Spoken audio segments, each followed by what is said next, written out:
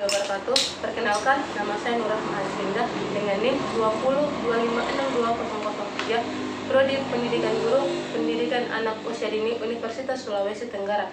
Saya akan menjelaskan 4 poin, yaitu pertama, pengertian pendidikan dan tujuannya; 2, menjelaskan hakikat manusia dan pendidikan; 3, pendidikan formal dan informal; 4, pendidikan sebagai proses umur hidup. Pengertian pendidikan dan tujuannya.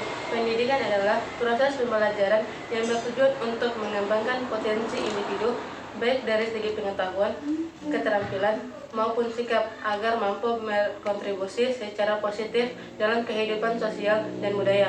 Tujuan pendidikan secara umum adalah untuk membentuk individu yang cerdas, belajar menghadapi tantangan kehidupan, serta beradaptasi dan berperan aktif dalam bermasyarakat. Hakikat manusia dan pendidikan. Hubungan antara hakikat manusia dan pendidikan merupakan dasar untuk memahami bagaimana dan mengapa orang belajar, serta peran pendidikan dalam membentuk individu dan masyarakat. Pada intinya, hakikat manusia mencakup karakteristik, kecenderungan, dan potensi yang menentukan apa artinya menjadi manusia. Sifat-sifat bawaan ini memengaruhi cara individu memandang, memproses, dan berinteraksi dengan dunia di sekitar mereka.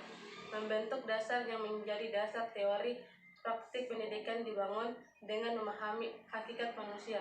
Pendidikan dapat mengembangkan pendekatan yang selaras dengan kualitas dan kebutuhan intrinsik peserta didik, sehingga memfasilitasi pengalaman pendidikan yang lebih efektif dan bermakna. Pengaruh sifat manusia terhadap pendidikan juga meluas. Perkembangan moral dan etika. Pendidik yang percaya bahwa manusia memiliki ras moral bawaan dapat berfokus pada penguatan nilai-nilai sebagai kejujuran dan empati dan tanggung jawab. Mengenali sifat manusia sebagai sesuatu yang kompleks dan beraneka ragam, maka pendidikan efektif memerlukan pendekatan fleksibel yang menghargai individualitas sekaligus memberikan bimbingan. Pendidikan formal dan informal.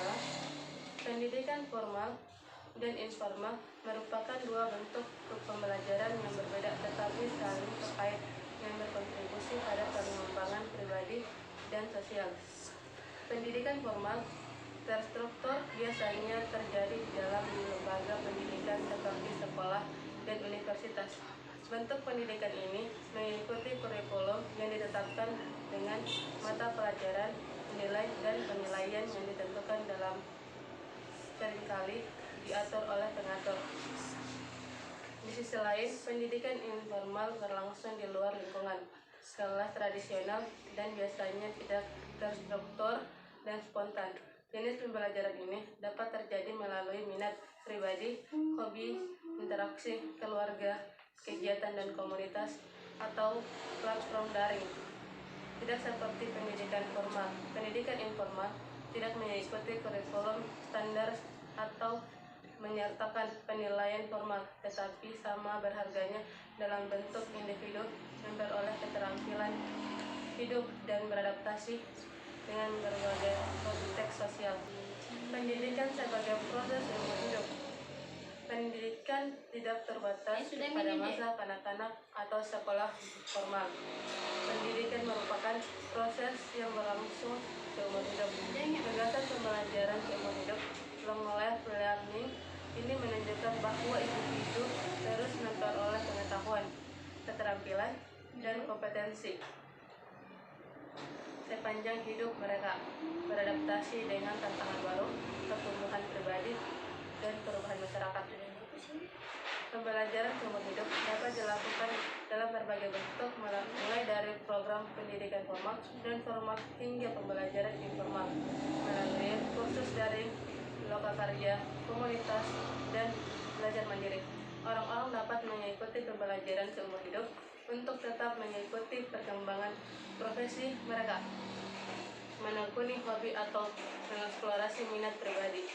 Selain keterampilan praktis, pembelajaran seumur hidup mendorong pertumbuhan pribadi dan intelektual, menumbuhkan rasa tujuan dan kepuasan. Pembelajaran seumur hidup mendorong kualitas ingin tahu, ketahanan dan keterbukaan